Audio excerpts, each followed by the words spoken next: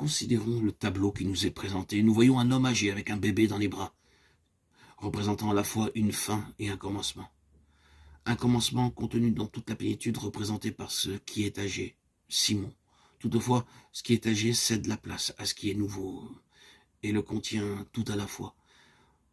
Nous pouvons percevoir ainsi la pensée divine, l'aspect spirituel que nous présente ce fait, un homme âgé avec un bébé dans ses bras.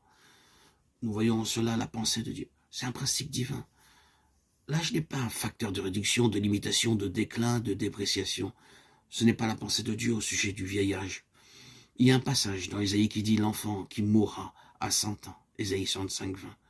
Il y aura un état, une condition, un royaume dans lequel un enfant mourra à 100 ans.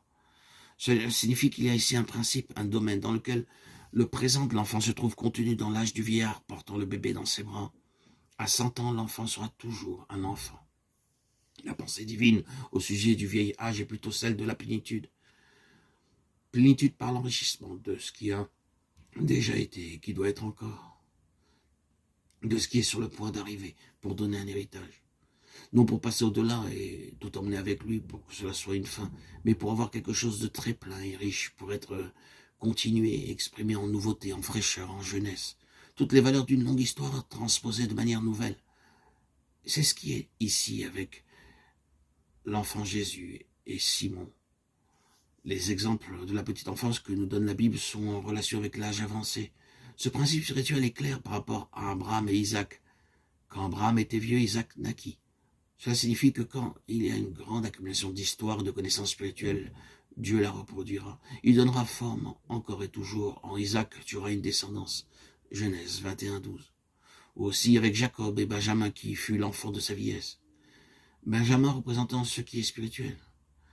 De même, nous avons le cas d'Élie qui était très vieux et de l'enfant Samuel. C'est non seulement une belle image, mais c'est très significatif cet enfant côte à côte avec Élie. Dieu entreprenait là une œuvre nouvelle en présence de quelque chose qui était appelé à passer, exprimant toutes les valeurs spirituelles pour les transmettre et mettre en évidence toute leur signification. Simon et Anne étaient âgés. Nous pouvons conclure qu'Anne avait 106 ans à ce moment-là. Et tous deux étaient là avec un bébé nommé Jésus. Ce n'est pas une fin pour Dieu, mais représente quelque chose de beaucoup plus grand. Simon et Anne représentent la plénitude par l'aboutissement. C'était la réalisation d'une phase, le rassemblement de toutes les valeurs spirituelles passées, symbolisées par ces deux croyants dans un ordre spirituel complètement nouveau, l'ordre de Christ. Simon parle clairement de cette transition mentionnée dans le premier chapitre de la lettre aux Hébreux. Dieu ayant dans les temps anciens parlé au Père par les prophètes à la fin des jours, nous a parlé dans son Fils.